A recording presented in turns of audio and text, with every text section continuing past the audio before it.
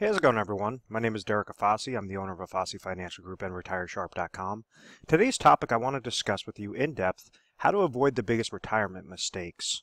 And first off, unveil what some of the biggest retirement mistakes are, show you what individuals typically do, how they fall victim to them, and then how they could avoid those mistakes, how they could make sure that they're covering their bases the correct way so that they have pure retirement confidence going forward, whether that is during your accumulation phase where you might be 5, 10, 15, 20 years out from retirement. How do you make sure that that is segmented successfully, or even further when you're only a couple years out from retirement or currently retired, how do you stay retired forever? So I'm going to break down each big mistake, and there's multiple mistakes out there, but I want to, and a lot of these mistakes actually work in tandem. So I want to try to expose some of these mistakes. Hopefully you're not doing these mistakes and you're able to fix it in time, to make sure that you can also, live that healthy, retirement lifestyle, and make sure that you're just super confident in retirement, because you do have those different areas covered and you're understanding the pros and cons of each situation. So the very first mistake I want to tackle is running out of money. And a lot of individuals don't realize, how this occurs, and all of a sudden they're looking at their account right when they retire, and a couple of years go by, and all of a sudden they look back at their account and they go, "Oh my gosh, I'm gonna run out of money in the next couple of years. What went wrong?" And in order to truly understand this, you have to realize what happened with retirement planning, what happened with employer-sponsored retirement accounts, and then what is the risk for typical individuals as they're getting closer to retirement, or they're currently in retirement. Why is this such a problem now of running out of money?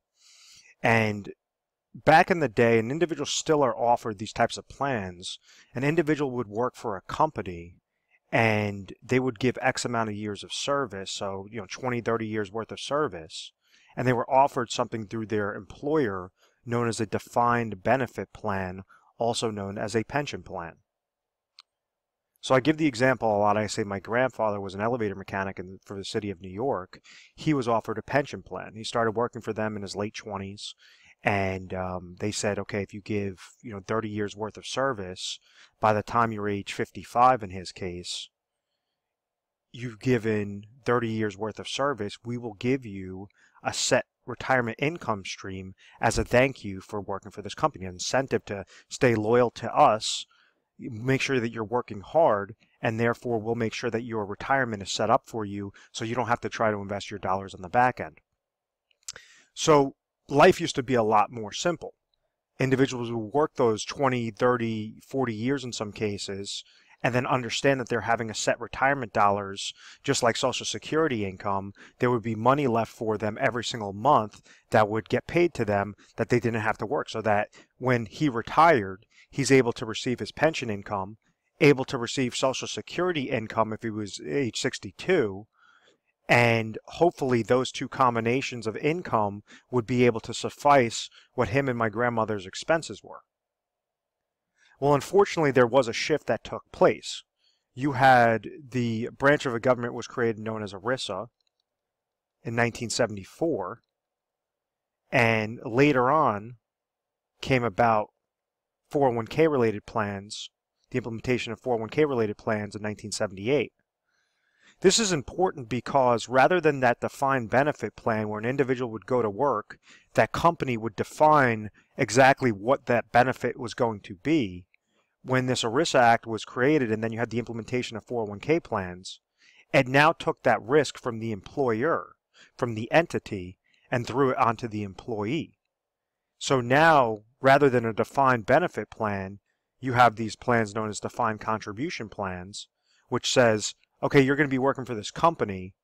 We might incentivize you to start planning, start putting money aside for retirement, known as a company match, but ultimately it's all on you.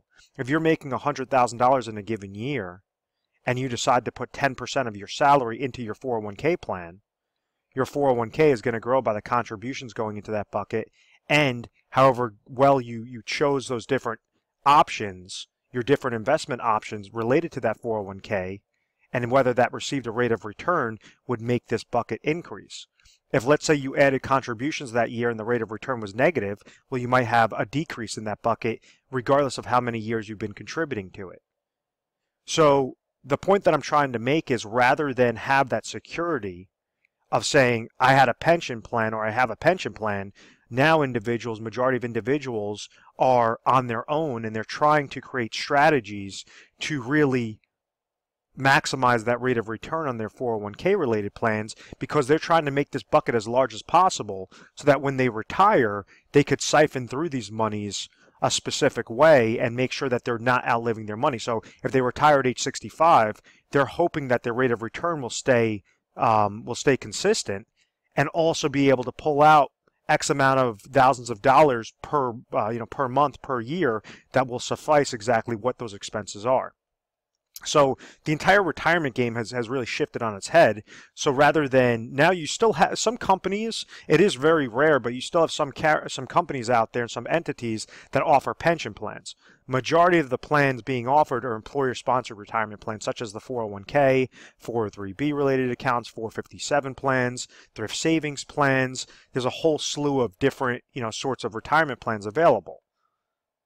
So if you understand that concept, that 401k related plans were implemented right in 1978, and now this is looking at the historical rates of the Dow Jones Industrial Average over the past 100 years, you notice that yes, the Dow Jones Industrial Average did go up, so the market did go up, but now you had this extremely large boom that took place from 1980 all the way through 1999. There's over 1,200% growth into the market. The reason why that chart is so important is because it shows how the mindset was essentially tricked to thinking that if individuals just keep over max funding their 401k related accounts, it doesn't matter what they contributed into their 401k related plan, that rate of return is going to have a very high positive impact. So it basically poisoned the mindset of saying that, okay, it doesn't matter, the market's just always going to go up, and therefore by the time I retire, I could take out very large distributions from my retirement bucket and never worry about outliving it, because I have nothing to worry about. The market's just always going to be booming, booming, booming. And unfortunately, we've seen shifts. We saw a shift in 2001. We saw a very large shift in 2008. And it showed us that no, in reality, the market could be volatile. You've had the tech bubble bursting, the Great Recession that occurred, and then on top of it, you now have those baby boomers that were placing dollars into the market now have to sell out of the market, liquidate their shares, liquidate their funds, to therefore use as retirement income. So if you have more individuals that are selling out of the market than placing dollars into the market, obviously that could create a problem. So individuals in the 1990s and early 2000s, what they would do is say, okay, well, I'm noticing that the market could potentially go down. I'm just going to take my dollars and I'm going to invest them into a fixed account. Bank CDs are paying 8%. They're paying 10%. Fixed annuities are paying 8%. They're paying 10%. So when somebody's utilizing a fixed account, what they're essentially doing is saying, okay, I have $100,000. And let's say hypothetically you had a fixed account that was paying 10% rate of return. This individual could go get set up into that product. Let's say it was a 5-year product, receive interest each year for those 5 years. So they're receiving $10,000, $10,000, et cetera, et cetera. After those 5 years, that individual has the $100,000 left over, and therefore they could reinvest it in a new 5-year contract. So, which is not a bad strategy. The only problem is interest rates hit all-time lows. So instead of a bank CD paying or a fixed annuity paying 8-10%, now you're lucky to see a bank CD paying anywhere between 1 to 2% for that same duration of time. A fixed annuity paying 3%, 3 to 4% for that same duration of time. So everything has essentially shifted. You have market volatility, and instead of going into those types of fixed accounts where an individual would just be able to preserve their dollars and live off the interest, that's been thrown out the window. So now, there has to be a strategy in place. So what individuals try to do is they say, okay, well, this market thing, I remember having good growth. Maybe I'll just be a little bit more conservative and still invest in the market, and hopefully everything should work itself out. that hope is the big question mark, and that's where the first retirement mistake is outliving their money. And what I mean by that is a concept known as reverse dollar cost averaging. Let me clear off the screen. So what reverse dollar cost averaging does, it's a computation of negative aspects towards retirement accounts that is the leading cause to make individuals outlive their money. So if you take that example where an individual was investing their dollars in their 401k plan, and let's say they retire and they're 65 years old and they decide, okay, I want to start pulling monies from these accounts. Well, what do we understand are the negatives with those types of investment related accounts, whether this is a 401k or an IRA? It all comes down to that rate of return and other things, which are, if you think of this like the term of a bucket, there's little holes poked in the bottom of this bucket, and those little holes are known as fees. So like as an example, you have with an individual like 401k, you have 401k related fees, and typically 401ks have mutual funds in them with very expensive mutual fund related fees. Those are obviously two negatives. Those are the fees coming out of the bucket. Those are the little holes. When we add on a downward market loss like 2001, like 2008, that's going to further compound. That's equivalent to slicing this bucket. Then when you try to pull out income from this account, that's going to be a fourth negative. Then you have to incorporate inflation, because individuals in retirement, some of their expenses are going to be fixed expenses. Other expenses are going to be inflationary expenses, meaning the cost of goods and services are going to be increasing to the pace of inflation. So therefore, it forces individuals to increase that income during retirement, and therefore it's further compounding that negative against the account.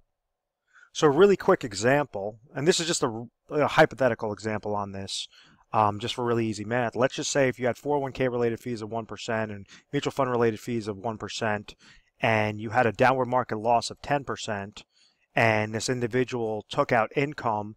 Let's say that this person had, $1 million in their 401k related account. And let's say that the 401k related fee was $10,000, the mutual fund related fees were another $10,000, and they got hit with a 10% loss, which is a $100,000 loss. And let's say this person needed $50,000 of income to live off of for that year, and we're not even going to incorporate inflation. What exactly happened to this bucket? Well, from day one, from the beginning of the year, they walked into the year with $1 million. They walked out of the year with minus $170,000. So then their new account value would be looking at $830,000. That's a large problem, because the next year, even if they gain 10% rate of return, or even if they gain that 10% rate of return on their overall value, that 10% rate of return is not $100,000 anymore. That 10% rate of return is $83,000. So this reverse dollar cost averaging is that compound interest regarding the negatives. So how exactly do you get a chokehold on those negatives? How do you reduce those fees? How do you reduce that downward market losses? How do you make sure that when you're receiving income, you're leveraging your components the correct way? You're leveraging your assets and accounts and income sources the correct way for pure retirement confidence. And the number one thing is you have to be mindful of this. You can't just leave your money to chance and say, oh, I'm going to shoot from the hip and hopefully everything will work itself out. Because this is why time and time again, individuals are outliving their retirement dollars, or on the opposite side, they don't have that much money in retirement. So they have to rely on Social Security income, or they have to work well into their 70s just to be able to make sure that they could have enough income before they pass away. And that's not living. That's just a guess. That's a hope that everything's going to work itself out, and unfortunately the numbers are not in favor of individuals not utilizing a strategy. A big problem with employer-sponsored retirement accounts such as the 401k, 403b, TSP is when I'm talking about the contributions, obviously that's controlled. This rate of return is all determined by what those funds that you choose, how well they perform. So when you have those employer-sponsored retirement plans, you typically are going to have options between 5 to 25, funding options to choose from. So think of them as eggs in your basket.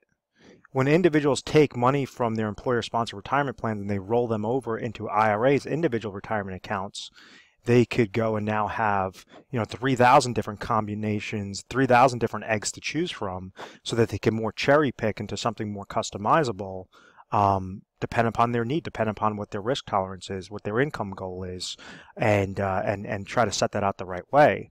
The next retirement mistake that occurs when individuals try to do that, whether that's, accumulating their dollars or rolling them into the IRA and just saying, oh, well, I have more eggs, so therefore I should, more options to choose from, so therefore I'm going to be chasing returns and everything should be doing really well. So the negative with chasing returns is leaving yourself exposed to downward market losses and something known as sequence of returns risk. And what sequence of returns risk does is it shows you that, like, when you have an average rate of return, let me pull up a really quick chart. So this is where you have a lot of, wealth accumulation advisors that they're going to talk about, look at the rate of return, look at the rate of return. And with a sequence of returns risk, or just, the risk associated with those negatives, anytime you have a downward market year, and if you're really trying to chase returns and leaving yourself exposed, this is obviously an extreme hypothetical example, but I want to try to, prove my point regarding why negatives could significantly hurt you. And if somebody had a $100,000 investment, and let's say that, on paper it showed that it gained 50% the first year, then it lost 50% the second year, then it gained 50% the third year, lost 50% the fourth year, gained 50% the fifth year, Wall Street math is going to tell us that this person had an average rate of return of 10%. They would have gained plus 50% at the end of those 5 years. Divide that by 5 years would be 10% rate of return. So everything obviously looks on the positive. Well, when we look at the real account value, what occurred, and this is showing that a person's not trying to pull money from this, they would have had that average rate of return, but would have ended up with a value of $84,375. Or if you had $1 million, $843,750 that would have dropped down from that $1 million account.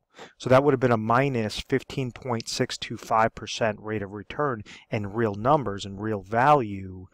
That's obviously a problem. So the most important thing, if you're trying to utilize your accumulation, or even when you're in retirement, you're trying to utilize a strategy to avoid reverse dollar cost averaging, above all else, you have to make sure to eliminate those negatives, to try to decrease or have some sort of safety net on there so that you're not having those large swings in the market. And there's a term that I always, or a kind of a phrase that I always say is, negatives in retirement can hurt far worse than gains could help you. And this is showing a chart that if you lost 10% of your portfolio in 1 year, it's going to take you an 11% rate of return just to get back to break even. If, let's say, you go further down, if you lost 30% in your portfolio, it's going to take you 43% just to get back to break even. If you lost 50% in your portfolio, it's going to take you 100% just to get back to break even. So above all else, you have to make sure that you have that safety net in place, or you have certain mechanisms in place to eliminate those negatives and make sure that you're getting that nice safety and consistent rate of return each and every year. Because in your retirement years, when you're not working, when you can't pump more dollars in there, and now you're trying to siphon this out, these are very large impacts, and you don't have that time horizon that maybe if you were in your 20s and your 30s and you had a significant impact or a significant downward loss to increase further. And that concept coincides with a term that I use for wealth accumulation, and I say that this is something that I read in a financial publication. It just always stuck with me, is the acronym of T.I.M.E. Stands for taxes, inflation, market losses, and expenses. And when you're accumulating, you want to make sure that your accounts are growing most tax efficiently, that you're beating out the pace of inflation rather than just throwing your money underneath a mattress, that above all else you're avoiding downward market losses. And then the fourth negative is that you're making sure that you're placing your dollars in the most inexpensive plans, or if you're paying a cost, if you're paying some sort of expense, there has to be a benefit tied to it. So whenever you leverage this acronym of T.I.M.E, you always keep that in the back of your mind. You could beat out that shift that occurs, or those negatives on how individuals are not able to successfully accumulate their dollars. So the third negative, before I get to the solution, is not using your existing accounts as leverage. There's so many times that individuals have these retirement accounts that are sitting there, or they have income streams that are sitting there, and they don't look at them as retirement assets. What I mean by that is, like, a very large one is Social Security. That is a very large retirement asset. That's a major portion of a formula to say, how can you retire with pure retirement confidence, is making sure that you're structuring your Social Security maximization strategies properly. Another aspect might be a pension plan. Pension income is obviously income that, rather than increase your expenses and say, okay, I want to take this extra trip when I retire and travel and all this other stuff, if your expenses do not allow and your expenses are at X and your Social Security and pension income just barely beat out those expenses, well, you have to put yourself on a budget. You can't go and say, oh, well, I worked my tail off all my life, and now I want to enjoy it, and now I just want to burn through all my money. And if you don't have that disciplined mindset, you're never going to be able to properly retire. You're going to fall victim to those large retirement mistakes. And it all comes down to, the culmination of this entire video comes down to not having a plan and just hoping everything will work out. Trusting an advisor because, he's trying to speak in this technical financial jargon and just, talk over you.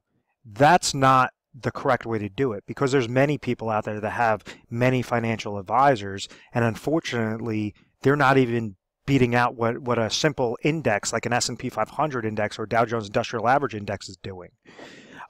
So there has to be an actual strategy in place, and you have to make sure that you're segmenting your dollars towards specific lanes. Really easy strategy.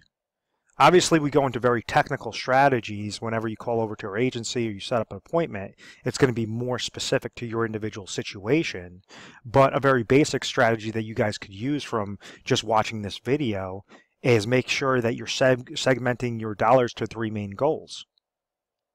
Goal number 1 is you have ample amount of income sources. Goal number 2, you have ample amount of emergency funds.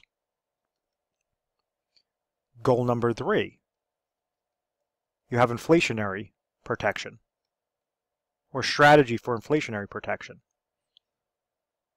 We want to make sure that we're leveraging the existing assets properly. So let's say if an individual is currently age 60 and they're going to retire at age 65, and they have a specific need in mind. They're saying at age 65, I need $50,000 of income in retirement to cover my expenses. So the first most important aspect is that need. Rather than take a guess, there's different things out there. You could look at budgeting sheets online. You could give us our agency a call. We could send you over budgeting sheets. But it's all about breaking this down to the decimal point on what are going to be those retirement expenses. So that brings us to step 1, income sources. Remember, we want to leverage what you already have so that you could leave as much money in your pocket, less worry in your pocket at the end of the day. So let's say if this person receives Social Security income, has a small pension, and then they have nothing else. They have basically, we'll say that they have a 401k related plan of $500,000. How exactly can we make sure that these 3 bases are covered? Well, the first thing, let's say that Social Security income is coming to them at $30,000. They hit age 65, Social Security income will be $30,000. Pension income, let's say they have a small pension of another $10,000. What that goes and tells us is that out of their overall picture, and they have obviously a 401k account that's sitting at $500,000. What that goes and tells us is obviously these 2 income sources are giving them $40,000, but they have a $50,000 need, and therefore there's a $10,000 gap. So this is where they could leverage their 401k account, roll that over into a specifically designed IRA account, and this first portion, for the income, we would place it into a safe income product, would be an IRA annuity. If they're currently age 65 and they have 5 years worth of deferral, what we would find them is the best mathematical annuity for that individual, dependent upon his state, age 60, looking to trigger lifetime income from an annuity at age 65. So let's say out of this $500,000, it's going to cost this person $100,000 to roll into an IRA annuity utilizing an income rider that will produce them $10,000 every single year. So out of this $500,000, after after IRA number 1, this person now has $400,000 left over in their 401k account, which now brings us down to step 2. Step 2 is emergency funds. Rule of thumb is that an individual should have in between 6 to 12 months of emergency funds available to them at all times in case of a healthcare related expense, in case of a some sort of emergency that could occur, even if something they want to take a trip or visit family or whatever that is, a death in the family, some sort of oh my gosh moment that occurs. So if this person has $50,000 of income or of expenses per year, we want to leave about $50,000 into some sort of liquid cash.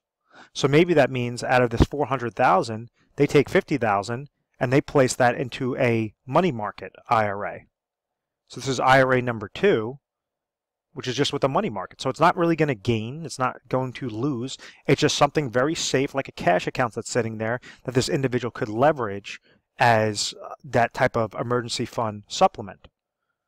So now, rather than take the $500,000, and what happens is with a lot of insurance-related agents, what they try to do is say, oh, roll all $500,000 into an IRA annuity, and you'll be fine. You'll have more income than you know what to do with. That's not setting up a plan. That's not setting up a strategy. What that's doing is giving that advisor a nice large lump sum commission, and most likely you never hear from that guy after after months after he sold that to you, or after a year after they sold that to you.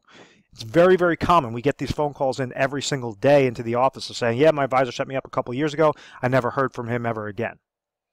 So first aspect, IRA number 1 is through an annuity. And it's with a specifically designed hybrid annuity. IRA number 2 is $50,000 through a money market account.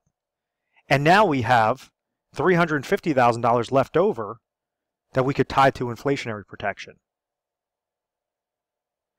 What exactly is inflationary protection? Let me clear this off a little bit. Well, we understand that when individuals usually have expenses in retirement, a portion of those are going to be fixed, a portion of those are going to be inflationary. So the cost of goods and services, milk, gasoline, different things, entertainment, are going to increase with the pace of inflation. That's why a house is more expensive today than it was 50 years ago. A car is more expensive today than it was 50 years ago. All these different things are obviously increasing towards that inflationary, towards that purchasing power risk. So therefore, we don't just want to leave it to chance. We want to make sure that you have a plan segmented specifically for that inflationary protection. You could go and leverage a specifically designed IRA account that tries to combat that reverse dollar cost averaging effect. What I mean by that is an IRA that's specifically designed to eliminate downward market losses, to eliminate fees, mutual fund related fees and advisor fees, and allow your money to have that compound interest effect in a positive direction, gaining when the market goes up, but making sure that you have a safety mechanism in place. If the market goes down, falls below 0%, you can never fall below 0%. So that might be one aspect, or you could leverage this towards a managed money route and make sure that you're segmenting dollars on not an emotional based plan, not trying to just go after return, but have something where you're eliminating downward market losses, but trying to really get a nice consistent rate of return. So you could roll that over into specifically designed IRA through managed money route. There's fee-based planners as opposed to retail-based planners. Or you can kind of do a combination of different things. You could also set up something known as annuity laddering strategies to give you, at age 65, you're receiving $50,000 of income from that first income source, and then you might want to place dollars aside into a 7-year deferred annuity, a 10-year deferred annuity, different things that will give you an extra $2,000 at age 67, an extra $4,000 at age 71, another $9,000 at age 76, so that it's saying as your inflationary expenses are increasing, your income streams are also going to be being triggered through the lifetime income riders through those annuity contracts. So this $350,000 in this perfect scenario, we're not leaving the money to chance. We're not just saying, okay, let it ride and risk your money in the market and hopefully everything's going to work itself out. What we're recommending is you create a plan. You don't take a guess. you have a concrete plan so that you know you have more than enough cash, you have more than enough of an emergency fund, you have more than enough to combat that inflationary protection or to combat that purchasing power risk, and you have those income sources coming to you that you can never outlive, or you and your spouse could never outlive. So in closing, if you found value in this video, feel free to give our 1-800 number a call. It's 1-800-566-1002.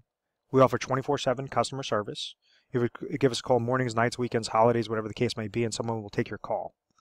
From there, when you're speaking to the assistant, they're going to ask you your information. You might just say, I saw a video online about biggest retirement mistakes. I want to speak to a specialist. And then they're going to go and find the specialist that pertains specifically to this video.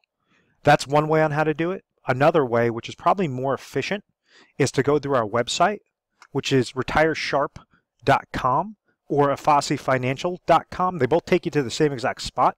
And what you're going to see is a little icon on the bottom right-hand side of the screen where it says to schedule an appointment.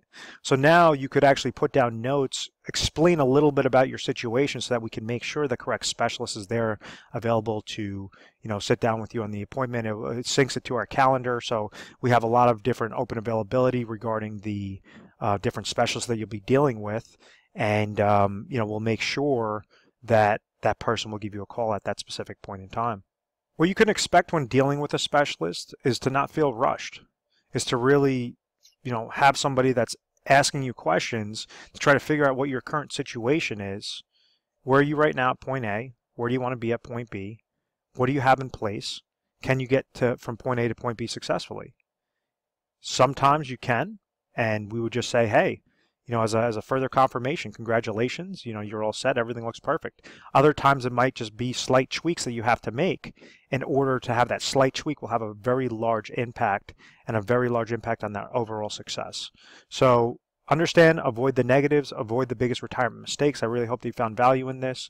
When dealing with a specialist, we try to educate you first and foremost through personalized videos, literature pieces, different things to make sure that you're very comfortable. We're A+ rated on the Better Business Bureau. We've always had very good reviews. We've never had any complaints, and it's because of this methodical process, or what I believe is because of this methodical process. Thank you very much for watching this video, and please make sure to subscribe to our YouTube channel, Retire Sharp, so you can have access to the most updated videos. Thanks so much, guys.